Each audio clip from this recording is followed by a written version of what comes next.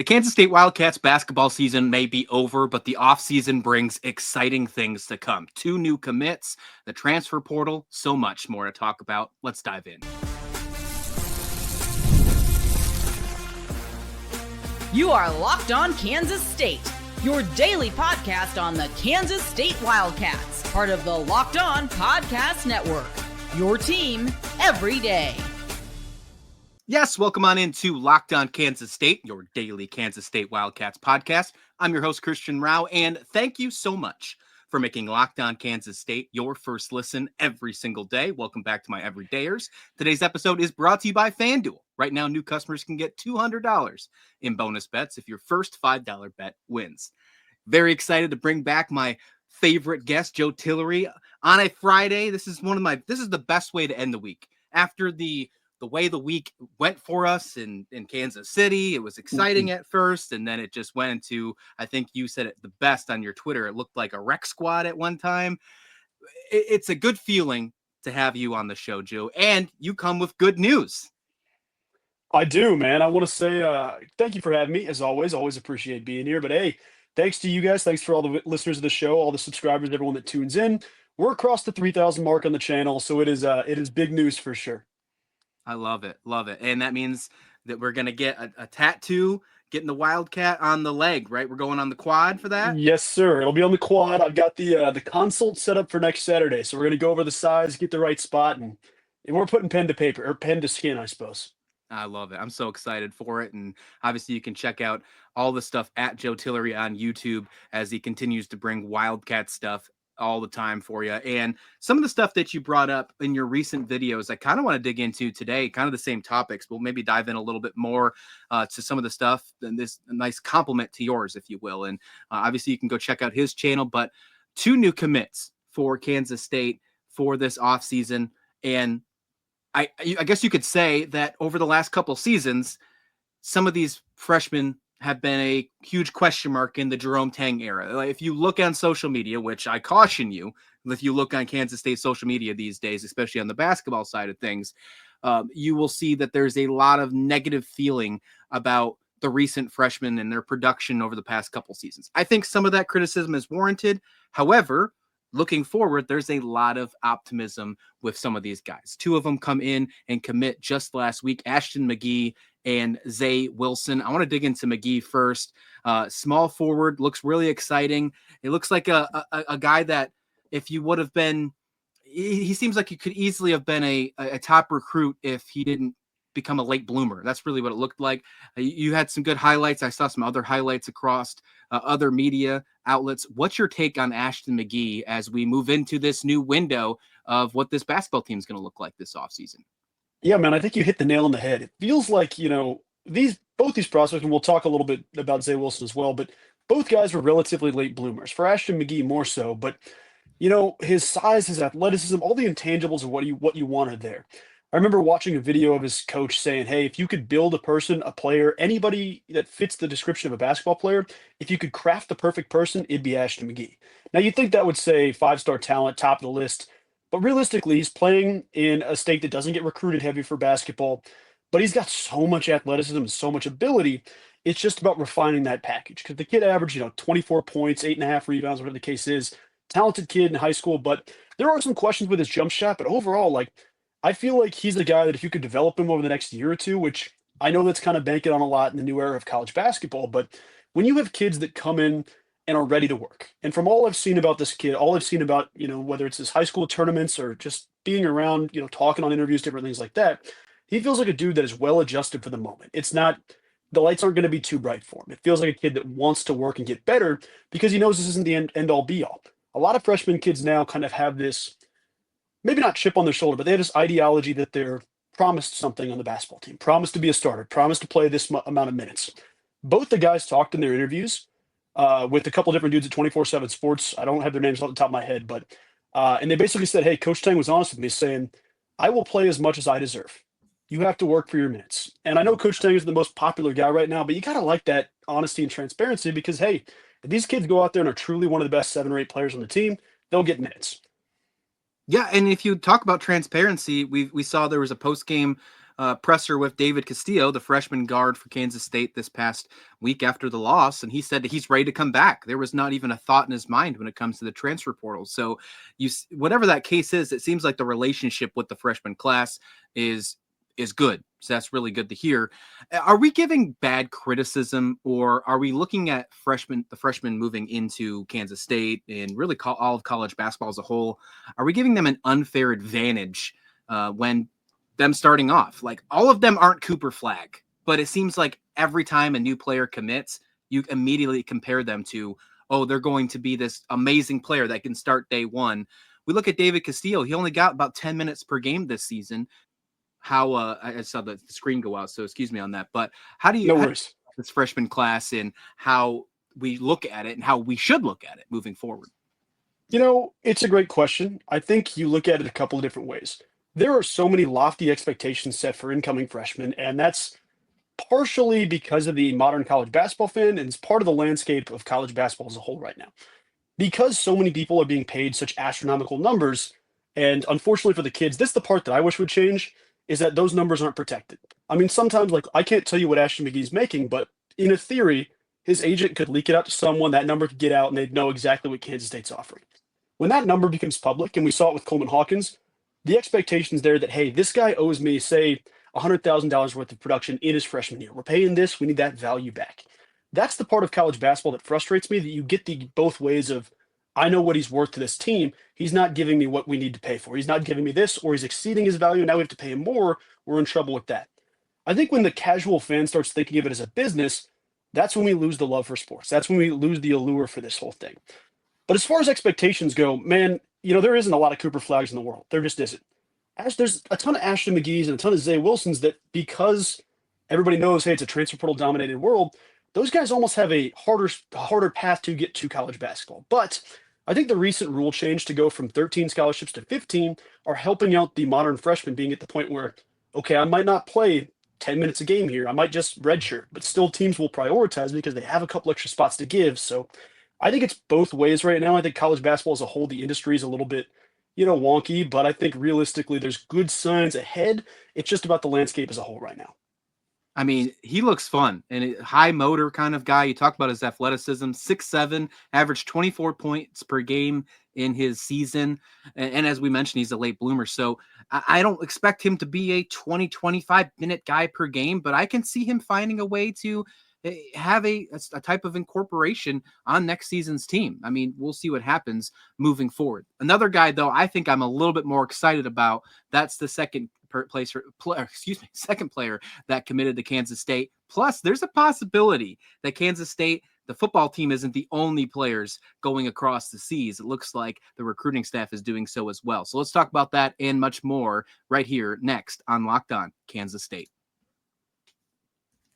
We're all about the stats because numbers don't lie. And when it comes to the all-new Nissan Armada Pro 4X, the numbers are on an MVP level. With the ability to tow 8,500 pounds, it can quite literally carry the whole team, plus the gear, whatever you need to go. It's powered by the twin-turbo V6 engine, delivering the strength and performance to handle highways, back roads, and everything in between.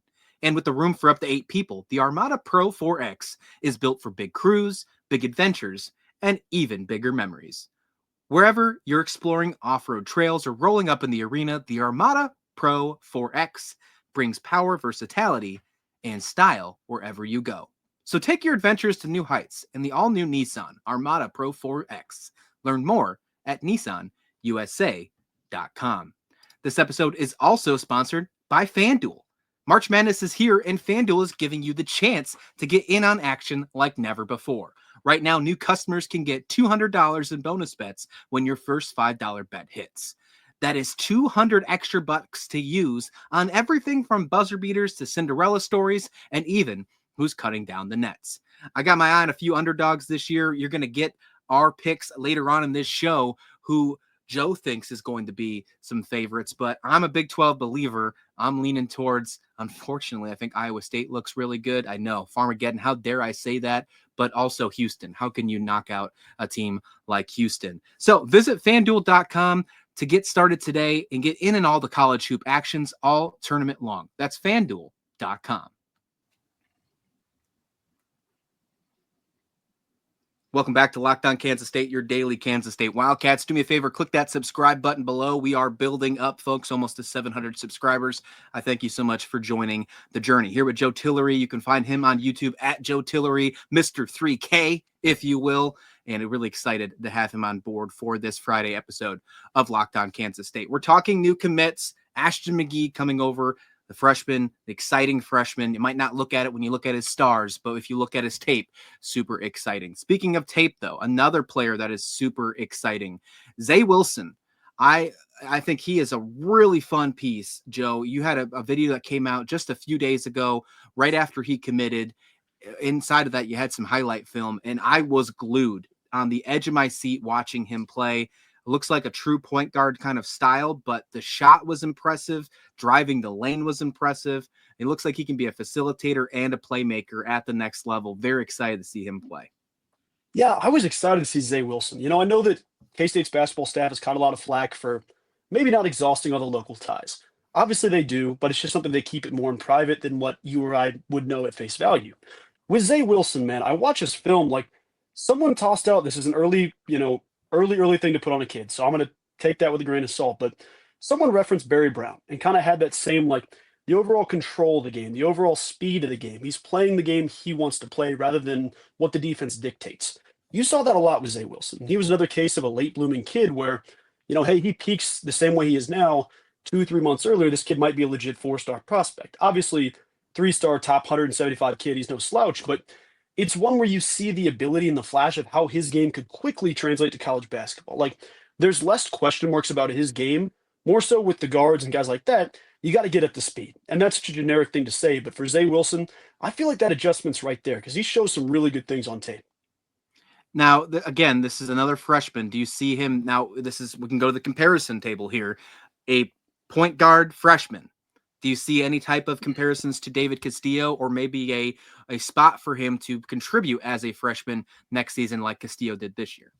Well, it'll depend how they build this roster because I think Coach Tang knows that he wants to keep about 3 point guards on the roster that will, I guess maybe the third guy might be a combo point guard, shooting guard type guy. Do you see David Castillo as the all-time, the backup behind Doug McDaniel? We'll see where these questions get answered. But for Zay Wilson, just freshman as a whole, I would temper expectations in the sense that I couldn't expect to see him play more than 7 games right now, 6 games off the rip, play some in the non-con, see where he's at, and then work from there. Obviously, you don't want to just burn the kid's freshman year like that, but it's going to depend entirely on what he does this summer. Like, this is one of the most important off seasons for K-State basketball. You know that, I know that, the fans know that, which means there's so much opportunity. Even though it's so disappointing to see what happened this season, that means everybody's job is up. Everybody's head's on the chopping block. If Zay Wilson wants to take some minutes, they're there for the taking. So I think it's kind of as far as he wants, but in terms of what I see, I do think David Castillo takes enough of a step forward that he's kind of your primary backup guy or second guy. Could Zay Wilson be the third guy, or will it be some type of combo hybrid guy like we saw with CJ Jones? I think that's the question that remains to be seen. With the expansion of the scholarships moving from 13 to 15, I expect us not to be done when looking for another freshman or two coming into the recruiting of 2025 class. They talk about this Houston model. Coach Tang continues to talk about trying to resemble the Houston model, keeping a core, building some players in, building and recruiting, keeping them around, and then retooling one by one, slowly in just little pieces in the transfer portal to remain a contender. I mean, you've seen what Houston has done over the last couple seasons. Why would you not want to mimic that type of style if it's working for you? It sounds like they're exhausting every single option they possibly can, Joe, because it sounds like they're going overseas. There's a rumor that there could be a lavender Lamborghini at some point, not a Lamborghini, but I had to put the alliteration in there. But there's a certain European player with an interesting name that has some ties towards Kansas State, or at least it sounded like on social media. What do you take from that? Yeah, so there's a couple of guys internationally that I've heard K-State's been poking around on. As far as interest goes across the board, it's tough to dictate where people are. The player you're referring to is Francesco Ferrari. Let me get that name right off the rip. Yeah. Dude sounds like he's a character from Cars. I know that, everybody's mind went that way. Oh man. I didn't take that until right now, but I love it. I'm telling you. But he's a fun basketball player, man. I do think that with the international prospects, it's so tough to project where they can go at high major basketball. That's why you tend to lean on some of these guys that have the national recruiting chops rather than just say, if I'm Jerome Tang and I say, hey, this kid can play, let's go get him. maybe you catch him on a different week because there's so many different tournaments and so many different games of, is this kid going to be sustainable for this time, this time, this time? And with Francesco Ferrari, looking at his film, he's a stretch 4, 6'9" ish, a guy that can step out and shoot the three, because I feel like a lot of people in that modern four spot, especially overseas, have the ability to step out and shoot. And maybe that's generalizing it, but the kid shows some game that at times when he's posting up, getting stuff tossed his way on the low block, he had some David Gasson to his game.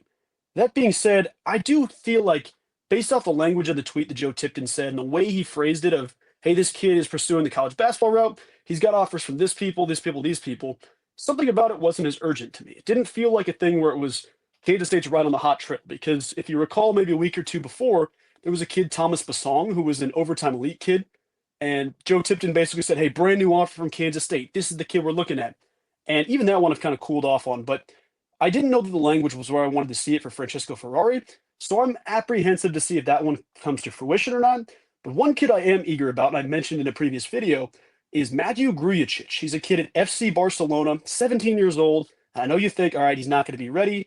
This dude could be a one and done 2-year NBA player quick. Like, he has that high floor where he's 6'6", 200 pounds at that young already.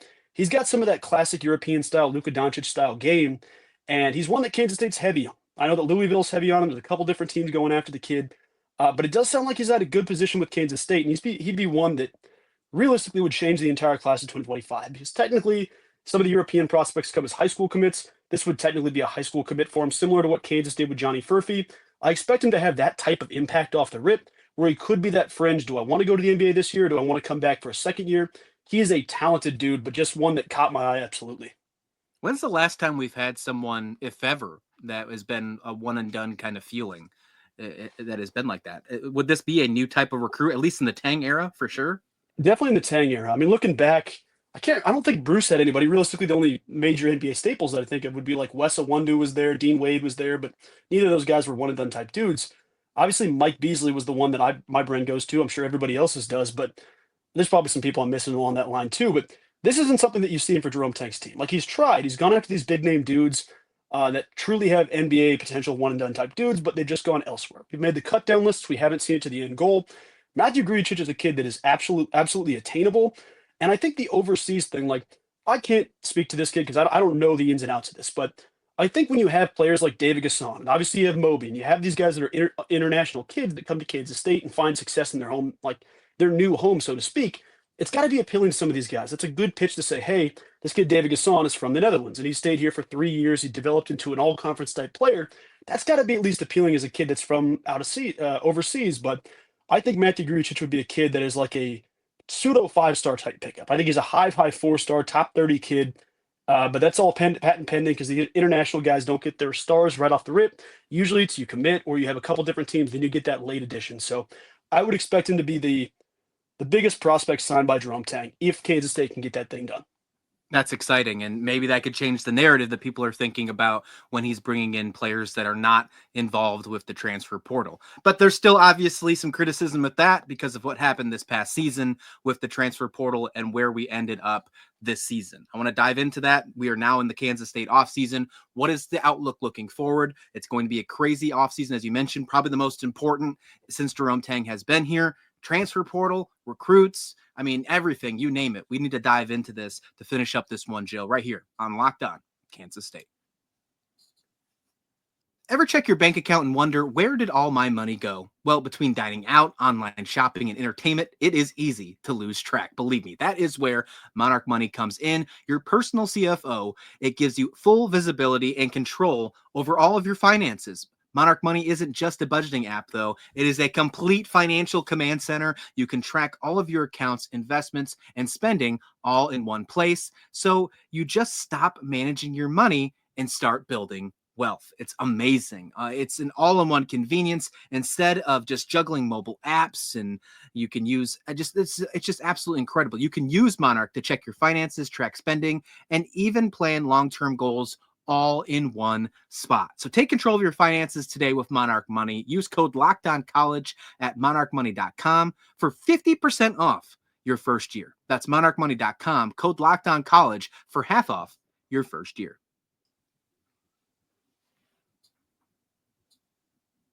Kansas State expert Joe Tillery here on a Friday at Locked On Kansas State. We are diving into some Kansas State recruits that have committed to the Wildcats. Exciting stuff to come. Some overseas chatter. I mean, that's fun as well, getting some overseas chatter where we have players that are shooting 37% from the three-point line. Some really exciting stuff. But let's dial it a different direction, unfortunately, right now to end this one, because it's still fresh in our minds. Obviously falling in Kansas City, round 2 to Baylor, that game was tough to watch. It was really tough to watch, especially after seeing some signs of life in the Arizona State game in round 1. Obviously, Coleman Hawkins had his best game as a Wildcat. And the second game turned out to be one of his worst games as a Wildcat. I don't want to dig into the postseason stuff or the post-game stuff because I think that's a problem more than just Kansas State. I think that's a problem in all of college basketball. We saw Indiana doing the same thing with some emotional stuff. I want to dig into what Kansas State needs to focus on this offseason, because we've had this conversation, you and I, in the past when we talked about the football team, how they're gaining this momentum with the recruiting class they did on National Signing Day, with their transfer portal class. They've added every single need that we feel like it's an exciting transfer portal class for the football team. How does the basketball team follow suit? After having another disappointing season, how do they follow suit to get them in the right track moving forward? Is the first step keeping a core so they don't let everybody else move in the portal like they did last season? Yes and no would be my caveat, because I think Okay. there's a give and take to it. There's some players you want to see back. I know there's people on the fence. I'd like to see Doug McDaniel back because I do think, like, from a maturity standpoint, he took a step up down the stretch. I think it was maybe rubbing off, or David Gasson rubbing off on him, Coleman Hawkins, vice versa. It felt like Doug McDaniel matured, and he was playing some decent ball here and there down the stretch. Had some inefficient games, had some turnovers, had some lapses, but that's going to happen, especially on a losing team. Those type of things happen, and they contribute to that overall goal. That being said, with Kansas State, there's an element of change that needs to happen when the team doesn't make the tournament for the second straight year. Like, Kansas State went all in on a whole new roster once again after that first miss of the tournament, and it bit you. It did, because there's guys that were, like Coleman Hawkins and Doug McDaniel were expected to be your best 2 players. In the end, it was David Gasson, in my opinion. Coleman was up there, obviously, but when I think about Kansas State, the way I see it, you need a couple different pieces to retain, change a couple things here or there, and then go from there. For what we've seen for the second straight year, to put it in perspective, the offense has not been good. You know that. I know that. Jerome Tang knows that. It has not been good. He's a defensive-minded coach. I think that's his nature. It's how it's always going to be. There probably needs to be some change in the assistant coach's spot. I don't want to call for anybody's job, so I'm not going to do that. But when I think about Kansas State, as of right now, as a basketball product, we're not a good enough team that we can compete with the wrong roster. Let me explain what I mean. TJ Otzelberger could play in probably finish top 3, top 4 in the Big 12 with 2 JV guards from the Blue Valley area. You could have an NBA player at the 3. This guy, like, it does not matter what mix and match combination of guys that TJ Otzelberger has. That team will be pretty dang competitive. As much as I hate to give Iowa State credit, he's a good basketball coach. Jerome Tang hasn't quite shown us that ability to do that yet. He needs to have the right guys. So as Kansas State fans right now, until we see more consistency on offense, you got to pray you get the offseason right, because you need the guys that are going to be okay, I'm going to be the difference when a game gets tough, because our staff isn't quite scheming up what you'd want to see in late game situations, or what you'd want to see here. So with that being said, I think the best approach for this offseason, and it starts also with guys that are overseas guys, because they fit this example perfectly. You need to surround Doug McDaniel with guys that have incredibly high floors, and the ceiling I'm not too worried about. Wherever they can go, that's great. But if you get 4 or 5 guys that are 10.5 rebound type dudes that are efficient shooters, efficient rebounders, they don't have to be perfect. They don't have to be NBA players, but surround people with consistency. That's where you're going to win games. Because if you get these difference maker type dudes on your team, the offense will figure itself out. The defense will be good because Jerome Tang coaches great defense. But the way I see for Kansas State is embracing the change, not completely. Don't get rid of everybody. I think you hold maybe 4, 5, 6 guys back. You probably bring back 5 guys if I'm, counting right off the top of my head. I think it's going to be something like that. Add 2 or 3 impact guys to the portal, add a kid overseas, and then see what you need after that. But that's going to be the way you get back in the seat, is if you can get the players to be a player-led program and bring the coaching staff along up to speed. Obviously, 2 players are leaving no matter what. Coleman Hawkins and David Gasson. Those are 2 big shoes to fill. No matter how you feel about Coleman Hawkins, and obviously David Gasson had a great career here at Kansas State, especially towards the end. Absolutely snubbed by the All Big 12, being honorable mention. Can't believe that. But regardless, those 2 players are no longer going to be here. What is the focus there? Is that another portal pickup to fill the shoes of those players? Is that where you would lean towards? Is that where you would focus your portal concentration? Yeah, I think it's got to be because you think back Yeah. to it. This team hasn't. I mean, outside of Naquan Tomlin, which is genuinely a 1 in 100 player, to find him at the level of basketball you did, at the level of experience he has in college basketball. Now he's in the G League. Now got a two-way Tearing it contract with up, the Cavs. tearing it up in the Tearing it G up, League. unguardable. That doesn't happen every single year. That doesn't happen every 10 years when you find a kid like that. I mean, he didn't play basketball till till college, till junior college. That's Insane. ridiculous. But with that, I think your focus has to be the bigs. Like it's got to be the front court because you've found some solid pieces here and there. But what I would say is this: one of those guys has to be an NBA player. The 4 or the 5, I would tend to lean towards the 4 because you're going to find more impact, small forwards type guys that could be a wing type player, whatever that looks like in the transfer portal. I'm not sure right now, but I think the best way to do this is add a 5 with a couple more years of eligibility, a couple more years to develop. Because David Gasson, at the time, I was like, he's a fine player, but is he going to start 25 games in his, the next 40 games for us? Is he going to be that guy?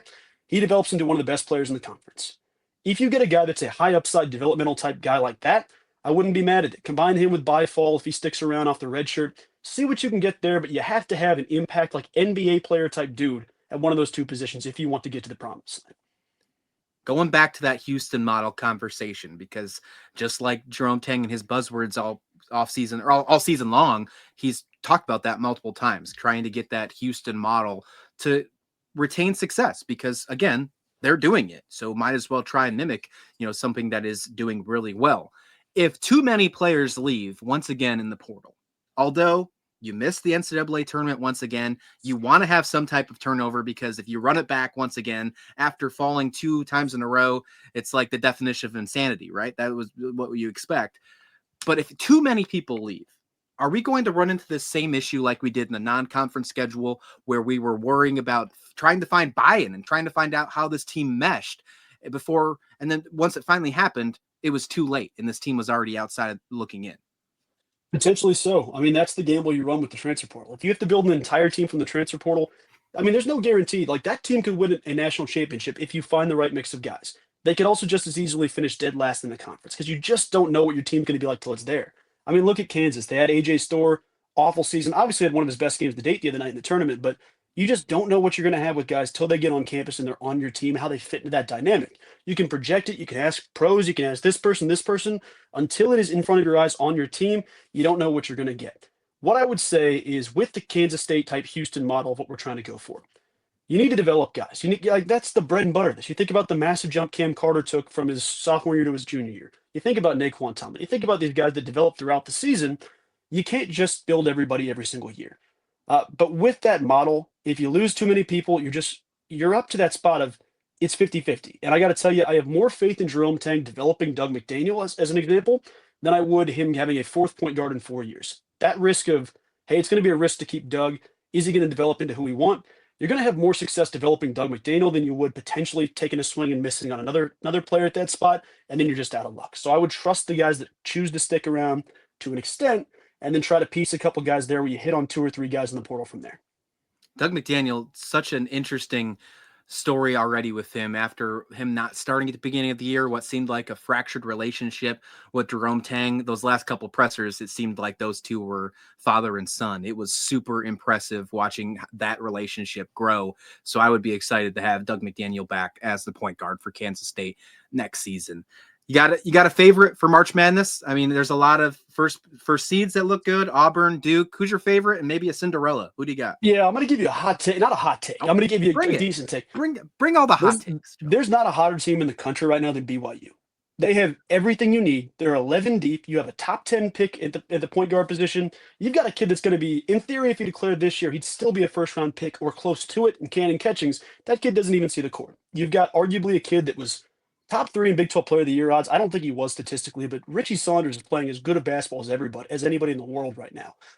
They are a good team, start to finish, pace-wise, offense, defense, anything they need to do, they'll beat just about anybody. And then I also can't look past Houston. I think there's some SEC teams that are good, but boy, I can't bet against Kelvin Sampson. If it's coming toe-to-toe with that, you think about the experience on that team, you think about the ability on that team. Houston could get beat if teams are lighting it up from 3, but I really like them. I also want to keep an eye on Drake. Maybe not as a national championship winner, but they're playing some of the best basketball in the world right now. I think Ben McCollum is incredible as a coach. We'll see if he's there again next year, but those are a couple teams that I tend to lean towards. And obviously, I think Houston probably gets the 1 seed. Iowa State's good if they're healthy. They're going to be banged up. I don't know if that's going to go in their favor. But I would probably take BYU as of right now. That's my early pick for a national champion. It's so crazy seeing how Drake succeeds over and over again, no matter who the coach is. And they keep grabbing and picking the coaches and putting him everywhere. I would not be shocked if McCollum turns out to be Indiana's coach when it's all said and done. The transfer portal is going to be crazy, Joe. We know that's the case. You're going to have a lot of stuff on your channel to make sure that's covered. Where can everybody find you? Yes, sir. Come find me at Joe Tillery. It's my name on YouTube, and then on social media, Tillery_Joe. Also, keep listening here. It's an incredible show. Shout out to the whole Locked On Network as a whole. Everybody in the K-State community right now, we're all excited to be a part of this. So appreciate you, the listener. Appreciate my boy Christian. There's a tongue twister there, but just really grateful for everything happening in the world right now, even though Kansas State sports might not be in the best spot, but we're going to get this thing figured out.